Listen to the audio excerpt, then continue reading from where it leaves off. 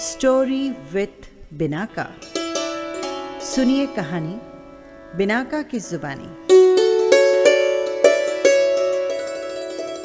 हाजिर है राजस्थान की प्रेम कथा आसा बाघेली।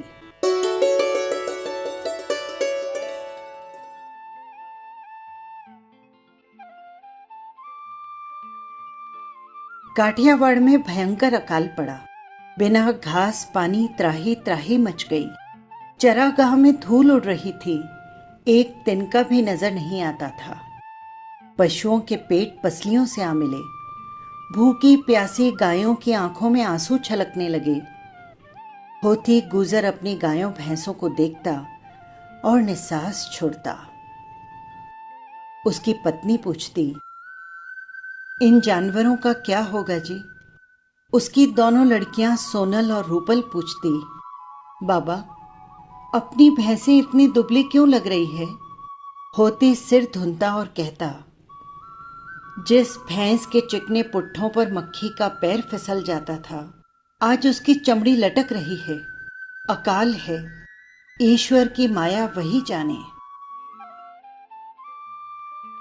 थोड़े दिन और गुजरे। सावन का महीना भी खत्म होने को आया।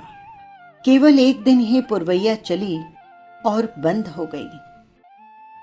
होती गुजर ने अपने कुनबे के लोगों को इकट्ठा किया और बोला,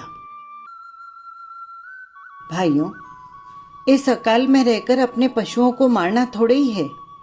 सुना है भीनमाल जिले में अच्छा जमाना है, चारे पानी का सारा सुख है। चलो वहीं चलकर अपने दुख के दिन निकालें।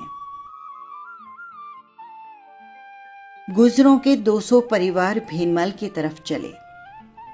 500 बैलगाड़ियां रवाना हुई और हजारों गायें भैंसे। जहां से भैंसें गुजरती जमीन काली पड़ जाती। आदमी और औरतें, लड़के और लड़कियां गायों भैंसों को हलकारते, चिल्लाते, धकेलते, पुचकारते और आगे बढ़ते जाते। आखिर भीनमाल पहुंचे। जबरदस्त जमाना। नाले तालाब पानी से छलाछल भरे हुए। ज्वार बाजरी मक्की आदमी के सिर तक आई हुई। होती ने ईश्वर को धन्यवाद दिया। कहा, ये जगह अपने लायक है। चारे पानी की कोई कमी नहीं। भीनमाल बड़ा शहर है। घी बेचेंगे और बुरे दिन निकाल देंगे। होती गुजर ने राजा भारमल डाभी के दरबार में जा हाथ जोड़कर अर्ज की, काठियावाड़ के काल के मारे हुए आपकी शरण में आए हैं हुकुम। 200 डेरे हैं। आप मेहर करो तो हमारे पशु जिंदा रह जाएंगे। पशुओं को चराने की रकम आपके खजाने में जमा करा देंगे। भारमल ने हां भरते हुए कहा, सुख दुख तो सबके आते ही रहते हैं, कोई बात नहीं। अपने पशुओं के साथ यहां रहो। जो कायदा है उसी की माफिक रकम जमा करवा देना। हां, 1 मटका अच्छे दही का रोज मेरे महल में पहुंचा दिया करना। 1 मटका क्या हुकुम, 2 मटके पहुंचा दूंगा। दही की कोई कमी नहीं, आपकी कृपा चाहिए। 200 परिवार की 5 बैलगाड़ियों ने अपना पड़ाव डाल दिया। गाय भैंसे चराते, घी बेचते और अपनी गुजर बसर करते। सोनल रोज एक दही का मटका भारमल डाभी के महलों में पहुंचा आती। एक दिन की बात है, सोनल का पति अपनी ससुराल आया। होती की पत्नी बोली,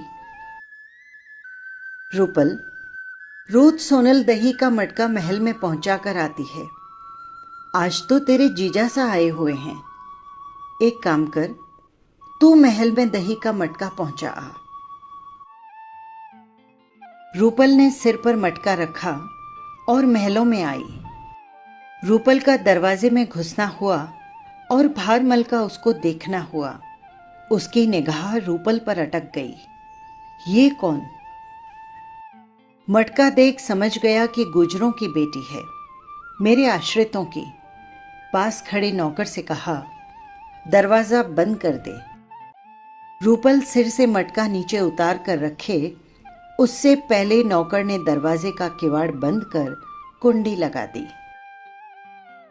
होती अपनी बेटी की राह देखते देखते थक गया। 1 पहर, 2 पहर, 3 पहर, अभी तक लड़की नहीं आई।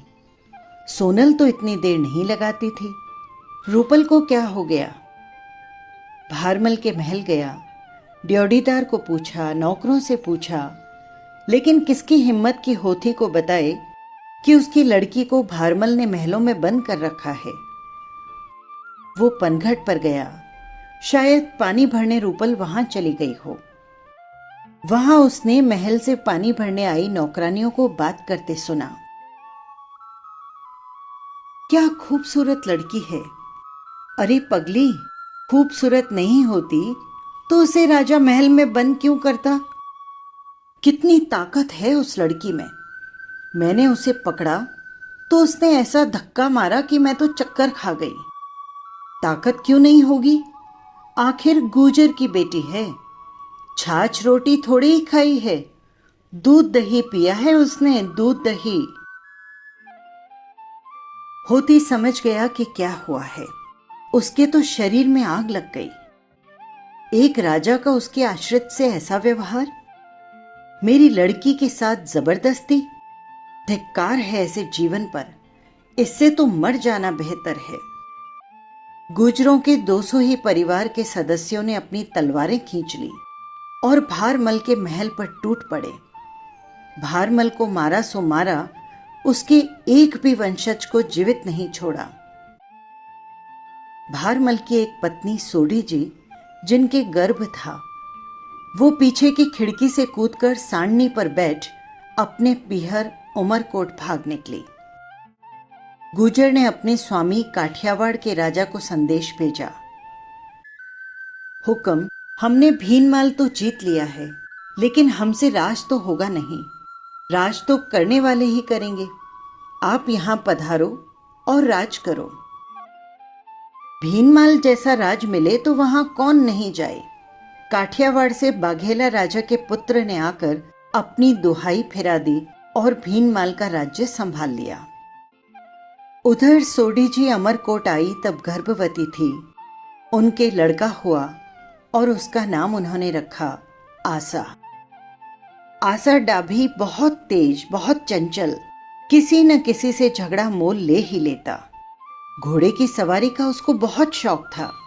उसके मामा के बेटे तो अच्छे घोड़े पर चढ़े और आसा को चढ़ने मिले टट्टू। आसा रोज सोढ़ी जी से लड़ाई करता। मां, मेरे ममेरे भाई तो अच्छे घोड़े पर चढ़ते हैं, मुझे जानकर टट्टू देते हैं। मुझे मेरे खुद का अच्छा घोड़ा चाहिए। मां पशुपेश में, वैसे ही अपने पीहर में आश्रित पड़ी थी। अपने बेटे को क्या कहे। आसा का भाग्य, अमरकोट से बंजारों का समूह निकला। एक घोड़ी के बच्चा हुआ। बंजारों ने सरहद कर नहीं चुकाया था, इसलिए उन्हें सरहद पार करने की जल्दी थी। आसा की घोड़ा लाने की जिद सुन कहा, बाई, हमें जल्दी है, इस घोड़ी का बच्चा तुम ही रखो। बहुत अच्छी नस्ल है, अच्छी देखभाल करना। आसा तो जाने निहाल हो गया। खूब तो उसे दूध पिलाता, तोबड़े भर चने खिलाता, बट्ठल भर रातप चटाता। बछेरी की लगाम से निकाल दुड़की सिखाई, पड़ा चलना सिखाया, कूदना सिखाया, नाचना सिखाया। एक दिन अपने ममेरे भाई को आसा ने ललकारा, आ, मेरे साथ घोड़ा दौड़ा, देखें किसका आगे निकलता है। बहुत दिन हुए मुझे टट्टू चढ़ाते, अब मेरा घोड़ा तैयार है। दोनों ने अपने अपने घोड़े दौड़ाए। आसा का घोड़ा नौसिखिया, कभी कूदता तो कभी टेढ़ा चलता। सोढ़ा का घोड़ा फेरा हुआ सीधा सरपट चलता। दोनों घोड़े निश्चित स्थान पर करीब बराबर पहुंचे। सोढ़ा कहे मैं पहले पहुंचा, डाभी कहे मेरा घोड़ा पहले पहुंचा। इस बात को लेकर दोनों भाइयों में लड़ाई हो गई। बात आगे बढ़ गई। आसा ने आव देखा न ताव, 2-4 चाबुक सोढ़ा के जड़ दी। सोढ़ा रोता रोता अपनी मां के पास गया। माँ, आशा ने मुझे मारा। हाँ बेटा, मारेगा क्यों नहीं। बरसों घर पर रखा, पाल पोस कर बड़ा किया, भलाई का अच्छा इनाम दिया। आशा अगर अपने को इतना जवां मर्द समझता है तो क्यों नहीं अपने खोए हुए गांव को वापस जीतता। उसके बाप को तो गुजरों ने ककड़ी की तरह काट कर फेंक दिया था। क्यों नहीं जाकर अपने बाप की मौत का बदला लेता। मामी की बात सुन आशा के हाथ से चाबुक गिर गया। सीधा अपनी मां के पास गया। मां, मेरा बाप कौन है, मेरा गांव कौन सा है, बता, मुझे अभी बता। सोडी जी ने विस्तार से सारी हकीकत आशा को सुनाई। आशा ने कहा, मुझे आशीर्वाद दो, मैं भीनमाल जा रहा हूं। बेटा, जल्दी मत कर, समय आने दे। नहीं मां, मुझे आशीर्वाद दे, मुझे रोक मत, दही गुड़ का शगुन दे। सोडी जी ने आशा को विदा किया। जा बेटा, मेरा दूध उजालना, वंश का नाम बढ़ाना। भीनमाल के बाग में कोयलें कुहुक रही थी। अनार, केले, संतरे के पेड़ लगे थे। आशा आम के पेड़ के नीचे घोड़े को बांध छाया में सुस्ताने लगा। अब क्या करना है वो सोचने लगा। थका हुआ था, आंख लग गई। दो एक घड़ी में आंख खोली तो देखा कि फूलों की टोकरी लिए हुए एक औरत एकटक उसे देख रही है। उसकी आंखों में पानी छलछला रहा है। आशा को अचंभा हुआ। यूं आंखें गड़ाकर ये मुझे क्यों घूर रही है। आशा उठकर बैठा। उसने पूछा, बाई, कौन हो तुम और क्या बात है। मैं तो इस बाग की मालिन हूं। मुझे घूर घूर कर क्यों देख रही हो और तुम्हारी आंखों में ये पानी क्यों। मालिन निराशा लेती बोली, बेटा, न कहने की बात है न सुनने की। कोई पुरानी बात याद आ गई। ऐसी क्या बात आई जिससे तुम्हारी आंखें गीली हो गई। तुमने मुझे बेटा कहा है, बात तो बतानी ही पड़ेगी। मालिन ने इधर उधर झांका, फिर धीरे से बोली, तुझे देखकर मुझे पुराने मालिक ठाकुर भारमल जी याद आ गए। तुम्हारे जैसे ही मोटी मोटी प्याले जैसी आंखें, यही गेहुआ रंग, यही लंबी नाक, यही घुंघराले लंबे लंबे बाल, यही शरीर की गठन। उनके राज में हमने बहुत सुख पाया, पर हाय, उनका वंशज कोई नहीं बचा। गुजरों ने सबको मार दिया। तुम्हारी सूरत देखकर मेरे सामने भारमल जी का चेहरा आ गया। आशा ने मालिन के कान के पास मुंह लगाकर कहा, मैं भारमल जी का ही बेटा आशा डाबी हूं। सोडी जी जब यहां से भागी तब वे गर्भवती थी। मालिन ने आशा के मुंह पर हाथ लगाकर कहा, धीरे बोल, कोई सुन लेगा तो मारे जाओगे। बाघेला तो डाभी जात का नाम भी नहीं लेने देते। चल, मेरे घर चल। मालिन आशा को अपने घर ले गई। घोड़े को घर में बांध दिया। फूलों की टोकरी वो ले जाने लगी और आशा से कहा, राजा जी की बेटी वाघेली जी रोज फूलों से तुलती है। ऐसी कैसी परी है जो फूलों से तुलती है। मालिन ने कहा, उसके रूप की तो बात ही मत पूछ। वो तो फूलों से भी हल्की है। दक्षिण की हवा चले तो वो उत्तर की ओर झुक जाती है और उत्तर की चले तो दक्षिण की तरफ। चारों तरफ की हवा चले तो वो टूक टूक हो जाती है। बस पूछ ही मत। मालिन तो ये कहकर महल चली गई। आशा के मन में कांटा गड़ गया। उसे चैन नहीं। रात को बाघेली के ही सपने आए। उसके शरीर की अनेक अनेक कल्पना करे, किसी तरह एक बार तो मैं देख लूं उसे। एक दिन आशा ने मालिन से कहा, मुझे जल्दी रोटी दे, बाहर जाना है। मालिन ने कहा, मैं तो बाघेली जी के लिए गजरा गूंथ रही हूं। फूल लेने बाग में भी जाना है, जरा रुक जा। ला, गजरा मैं गूंथ देता हूं, तू रोटी बना। गजरा कभी गूंथा भी है, जरा सी सब्र कर। फूल देकर तो देख, अभी गजरा गूंथ देता हूं। आशा ने गजरा गूंथना शुरू किया। फूलों के नीचे गांठें लगाई, फूंदे बांधी, जाली गूंथी। गूंथण में बाघेली जी का नाम लिखा, बाघेली। मालिन गजरे की गूंथ देखती ही रह गई। सारी उम्र गजरे देखे, गजरे गूंथे, लेकिन इतनी सफाई कभी नहीं। दौड़कर महल गई और बाघेली को गजरा नजर किया।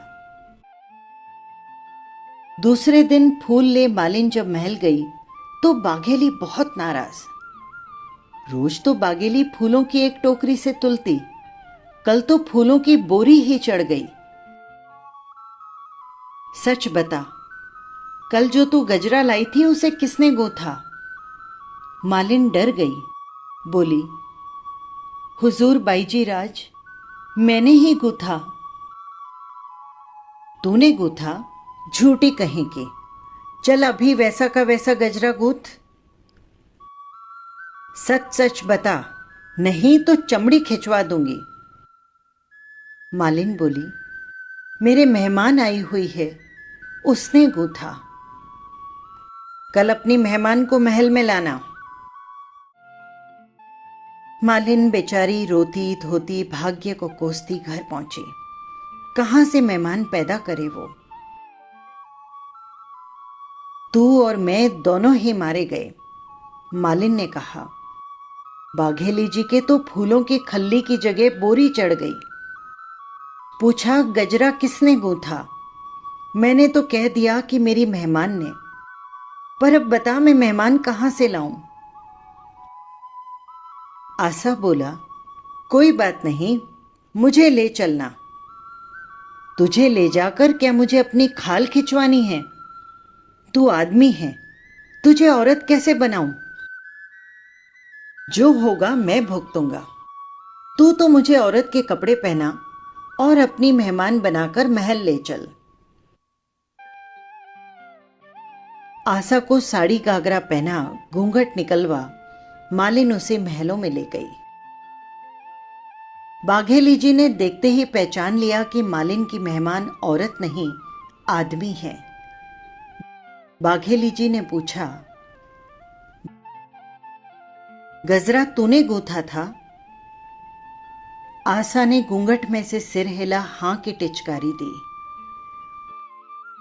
घूंघट में से आशा की बड़ी बड़ी आंखें देख बाघेली तो पिघल गई। आंखें ऐसी तो चेहरा कैसा होगा? जा, तू जा मेहमान को मेरे पास छोड़कर, बाघेली ने मालिन से कहा। और अपनी दूसरी नौकरानियों को काम के बहाने इधर उधर भेज बाघेली जी ने आशा से कहा, आओ चौपड़ पासे खेल खेलें। बाघेली जी आशा की आंखों में आंखें डाल मुस्कुराती हुई बोली, राख लगाने से क्या शूरवीर जोगी जैसा लगने लगता है? सच सच बताओ, कहां के सरदार हो? नाम और गांव सुनने के बाद पछताओगी। अब पछतावा किस काम का, किस बात का? अब तो मैंने तुम्हारी चूड़ी पहन ली है। आशा के गूंथे हुए गजरे को अपनी कलाई पर बताते हुए बाघेली जी ने कहा, मेरा नाम आशा। अपनी बात पूरी कर पाए उससे पहले गढ़ का चौक घोड़ियों के हिनहिनाहट से भर गया। वे अपने अस्तबल के ठाणों में खड़ी खड़ी कूदे, बांधने की जंजीर तोड़े, लाते मारे। उन्होंने सारे गढ़ को सिर पर उठा लिया। आशा ने बाघेली से पूछा, ये क्या? बाघेली बोली, ये घोड़ियां भारमल डाभी की है। इन्होंने अभी तक डाभी वंशजों के अलावा किसी को अपने ऊपर हाथ नहीं रखने दिया। हमने इन घोड़ियों को काबू करने में कोई कसर नहीं रखी, लेकिन ये काबू में ही नहीं आई। डाबी को छोड़कर अन्य कोई उनके पास जाए तो उसे दांतों से काटती है, दुलत्ती मारती है।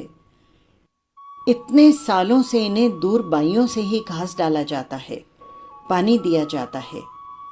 लगता है आज कोई डाभी वंश का इस महल में आया हुआ है। उसकी खुशबू ये घोड़ियां पहचान गई हैं और बेकाबू हो रही हैं। ये कहकर बाघेली ने आशा की ओर सवाल भरी आंखों से देखा। आशा ने अपना सीना थपथपाते हुए बाघेली के सवाल का जवाब दिया।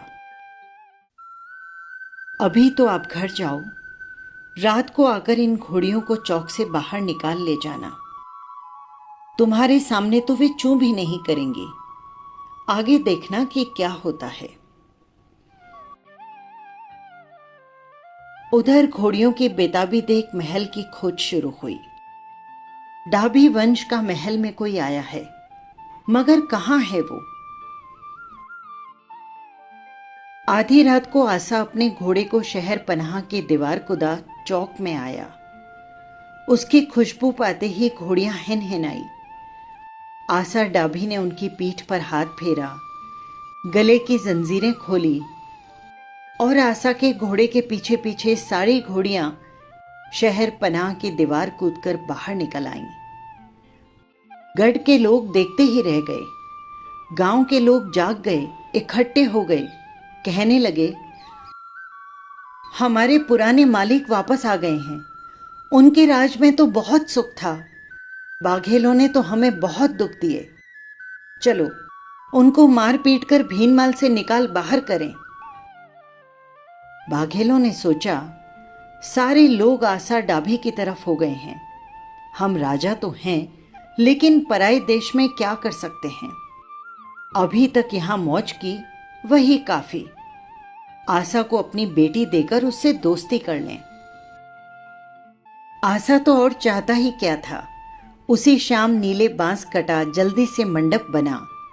आशा की शादी बाघेला जी से कर दी गई और बाघेलों ने अपने देश का रास्ता पकड़ा। आशा और बाघेली भीनमाल में बैठे मौज करते, राज करते। कब दिन ढलता, कब सूरज उगता, कुछ पता ही नहीं। आशा बाघेली को अपनी नजर से एक पल भी ओझल नहीं होने देती। यूं करते करते महीनों गुजर गए। आखिर बिछुड़ने की घड़ी आ ही गई। भीनमाल ईडर राज्य का एक भाग। ईडर के राजा का आशा के नाम परवाना आया कि नौकरी पर ईडर पहुंचो। बाघेली को उसने इसकी खबर नहीं दी, लेकिन जाने की तैयारियां करने लगा। तलवारों की धार लगी, घोड़ों के खुड़तालें घड़ने लगी। बाघेली जी की नौकरानी ने उन्हें सूचना दी, राव जी तो कहीं जाने की तैयारी कर रहे हैं। सारी सारी रात लुहार तलवार में धार लगाते हैं। घोड़ों की जीनों की मरम्मत होती है। सुनते ही बाघेली भागी भागी जाकर आशा के गले में अपनी बाहें डालकर बोली, कहां जा रहे हो? जाने नहीं दूंगी। आशा बोला, क्या भोली बातें करती हो। नौकरी पर तो ईडर जाना ही होगा। आखिर ईडर का राजा मेरा मालिक है, उसका हुक्म कैसे टाल सकता हूं। राजपूत और सिपाही को तो कभी न कभी अपनी पत्नी से अलग रहना ही पड़ता है। धीरज रखो, मैं जल्दी ही आ जाऊंगा। चाहे जो भी हो, मैं तो तुम्हें नहीं जाने दूंगी। पल भर तुम्हें नहीं देखती हूं तो मेरा दिल घबराने लगता है। इतने दिनों का वियोग मैं कैसे सहूंगी। आशा ने अपने दुपट्टे से बाघेली के आंसू पोंछे, उसे धीरज बंधाया। लेकिन आशा पशुपेश में। आज ही रात को जाना है और बाघेली जाने नहीं देती। क्या करूं? अगर सो जाए तो रात को चुपके से निकल जाऊं, लेकिन ये सोती भी तो नहीं है। हां, एक तरकीब है, उसे शराब पिलाकर सुला देता हूं।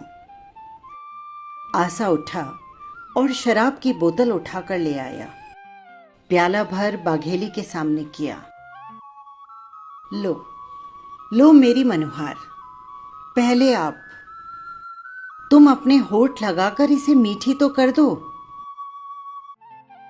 आशा तो बाघेली के एक मनोहार के ऊपर दूसरी, दूसरी के ऊपर तीसरी देता ही गया। आप तो पिए कम और बाघेली को अपनी कसम खिलाकर दे ज्यादा।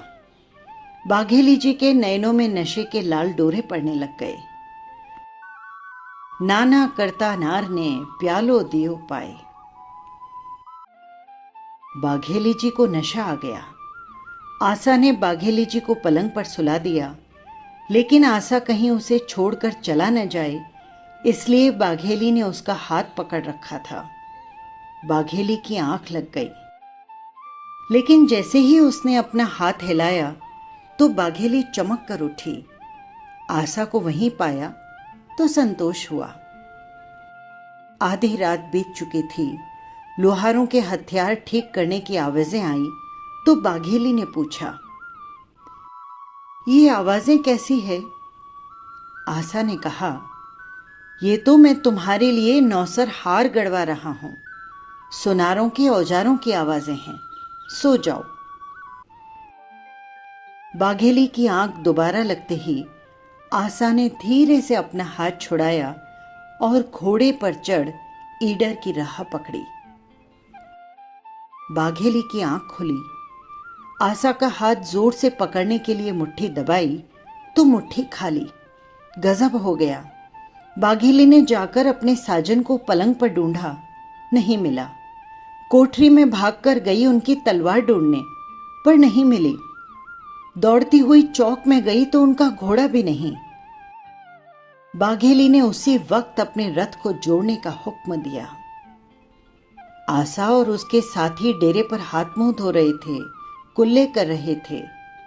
आशा की नजर बार बार भीनमाल के रास्ते को ढूंढती। ये क्या, दूर रास्ते पर हल्की हल्की खे क्यों उड़ रही है? कहीं बाघेली तो नहीं आ रही? अब उसे घंटियों की धीमी धीमी झनकार भी सुनाई पड़ने लगी। उसने समझ लिया कि जरूर बाघेली ही उसे वापस ले जाने आ रही है। थोड़ी देर में बाघेली का रथ वहां पहुंच ही गया। बाघेली रथ से कूद कर उतरी। आपने मेरे साथ अच्छा नहीं किया, हाथ छोड़कर चले आए। आप ही तो कहते थे कि हाथ पकड़ लिया, अब नहीं छोड़ूंगा। अरे पगली, मैं तेरा हाथ छोड़कर थोड़े ही आया हूं, वापस जल्दी ही आऊंगा। सिपाही की कद्र घर बैठने में नहीं होती है, घर तो किसान बैठते हैं।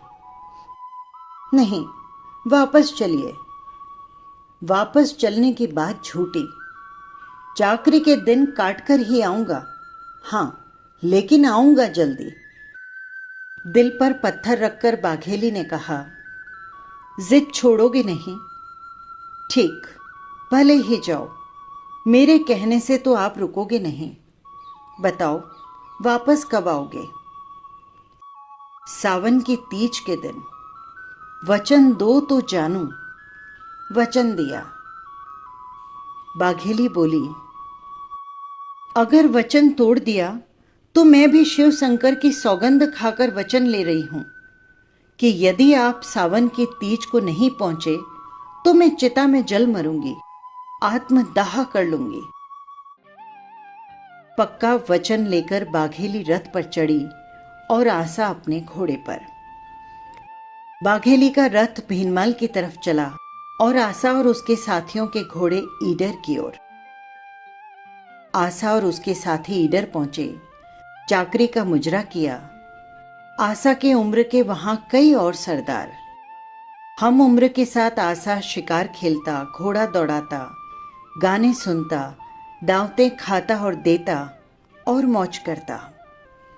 समय जाने का पता ही नहीं लगा।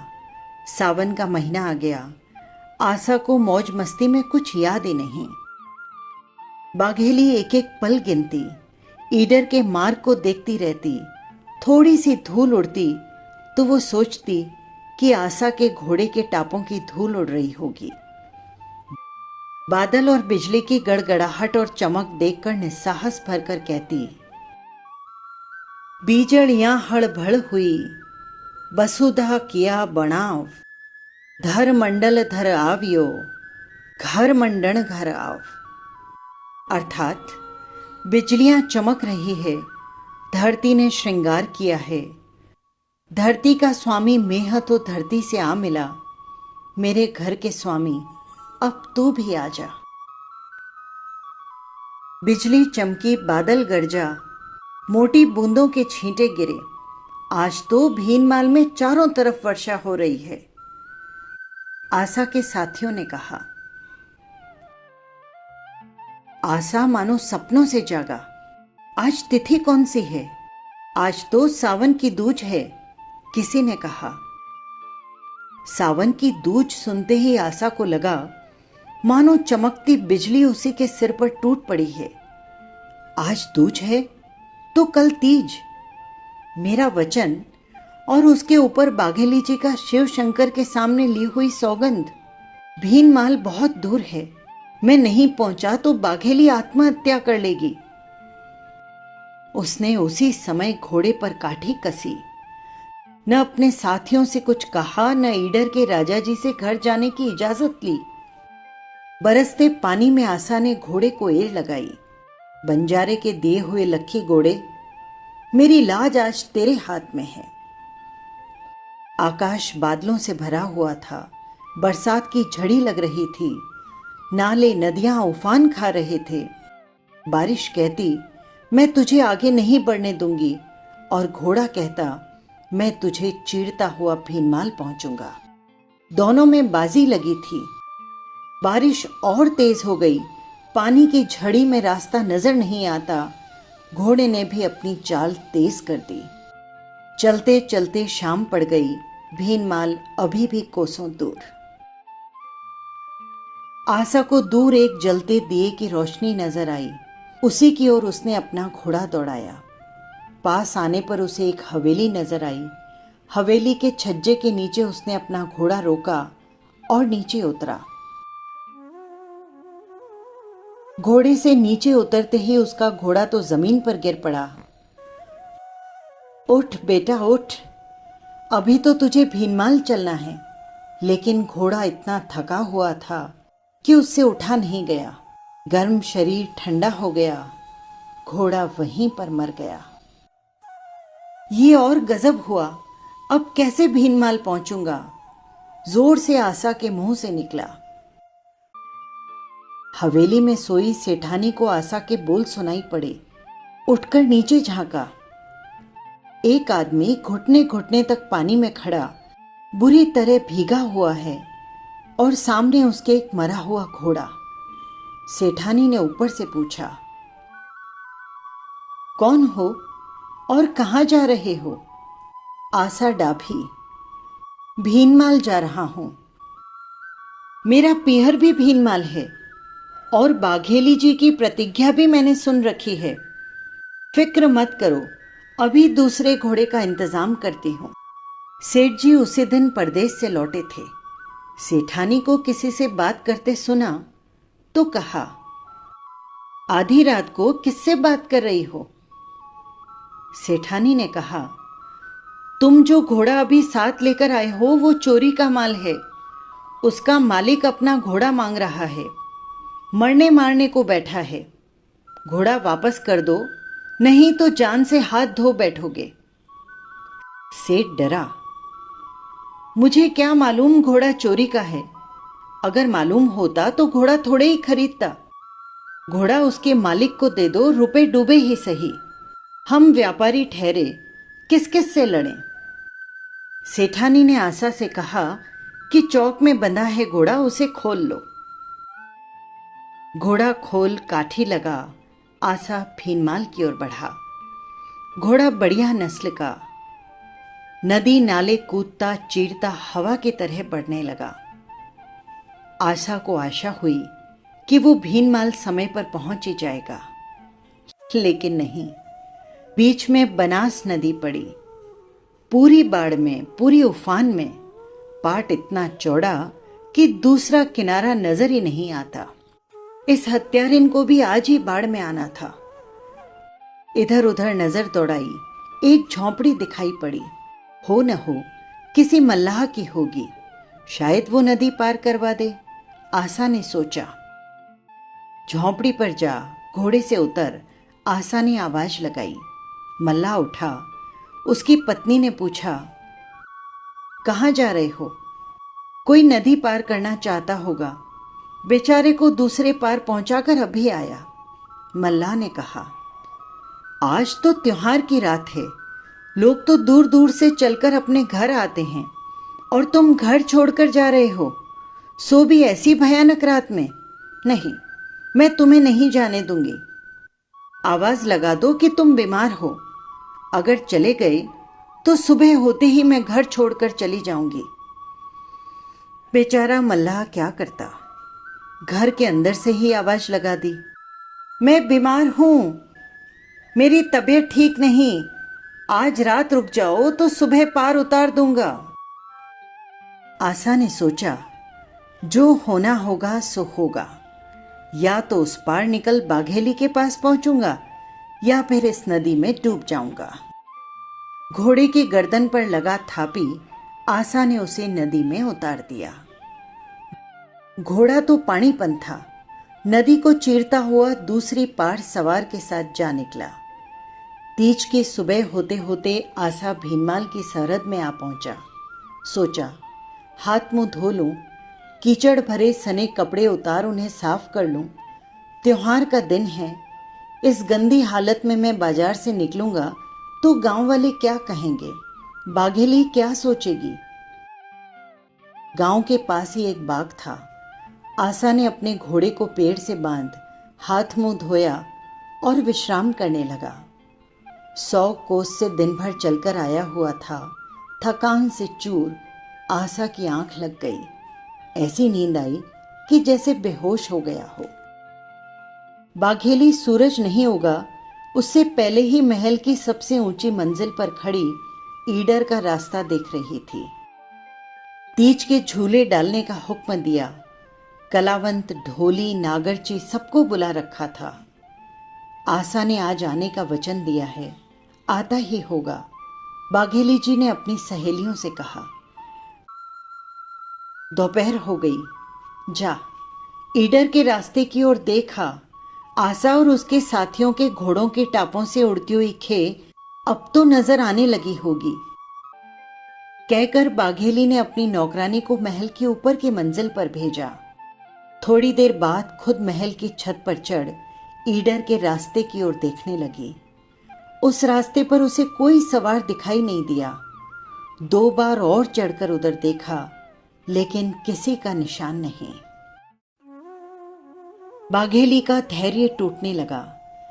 आशा धूमिल होने लगी। हुक्म दिया, आशा आया नहीं, मैं अपना वचन नहीं तोड़ सकती, चिता चुनना शुरू करो। पंडित जी को पूजा के लिए बुलाओ, मैं अभी श्रृंगार करके नीचे आती हूं। सहेलियों ने उसे समझाया, अभी तो दिन बाकी है, कुछ और इंतजार करो, आशा जी आते ही होंगे। श्रृंगार कर नीचे उतरने से पहले बाघेली ने एक और अंतिम बार ईडर के रास्ते की ओर देखा। तीसरा पहर भी ढल गया है। लाओ, नारियल लाओ, चिता पर चढ़ने का समय आ गया है। बाघेली नीचे चौक में उतर आई। घोड़ा हिन हिनाया तो आशा की आंख खुली। गजब हो गया, तीसरे प्रहर का समय हो गया। बाघेली तो अपने वचन की पक्की है, चिता पर चढ़ने ही वाली होगी। आशा ने घोड़े की पीठ पर कूद उसे अपने महल की तरफ दौड़ाया। बाघेली चिता के पास नारियल लिए हुए, श्रृंगार किए हुए खड़ी थी। शहर के नर नारी इकट्ठे हो गए। पूजा खत्म हुई। बाघेली चिता पर चढ़ने लगी तो उसके मर्जीदान दाढ़ी ने हाथ जोड़कर अर्ज की, आशा जी के पास बैठकर आप मेरी मांड सुना करती थी, उनके साथ आप भी दाद दिया करती थी। आपसे अर्ज है कि वही मांड आखिरी बार आशा जी की याद में आप मुझसे सुन लो। बाघेली हाँ कहे या ना, उससे पहले ही दाढ़ी ने मांड राग में ओणूड़ी गाना शुरू कर दिया। मांड की मधुर राग में आशा की तस्वीर दिखाई दी। बाघेली की आंखों में चौधारा बह निकली। जन समूह की वाह वाह से आकाश गूंज गया। दाढ़ी गीत को जितना लंबा खींच सकता था खींचता गया। जितनी ज्यादा देर लगे उतनी ही अच्छी। गीत खत्म हुआ। पंडित ने चिता में आग लगाई। बाघेली ने गंगा जल ले चिता की परिक्रमा लगाने के लिए कदम आगे बढ़ाया। इतने में आशा घोड़ा दौड़ाता आ पहुंचा। भीड़ को चीरता चिता के पास आ बाघेली का हाथ पकड़ उसे अपने घोड़े पर बिठा लिया। जन समूह देखता रह गया। ये क्या हुआ? उन्हें होश आया तो धन्य हो की आवाजों से आकाश गूंज गया। बाघेली घोड़े से उतरते ही आशा की आरती करने लगी तो आशा बोला, मेरी क्या आरती उतारती हो? आरती तो उतार इस घोड़े की जिसने हमें मिलाया। बाघेली ने घोड़े की आरती उतारी और अपने गले का 9 लखा हार उतार उस मांड गाने वाली दाढ़ी की झोली में डाल दिया। बस यही थी राजस्थान की प्रेम कहानी। आपको कैसी लगी कमेंट बॉक्स में ज़रूर लिखिएगा। फिर मिलेंगे किसी नई कहानी के साथ। नमस्कार।